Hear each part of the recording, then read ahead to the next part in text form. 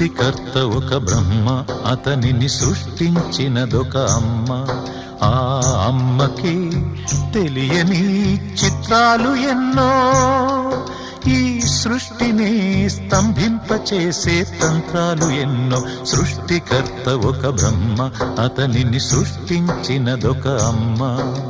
సృష్టికర్త ఒక బ్రహ్మ, అతనిని సృష్టించినదొక అమ్మ.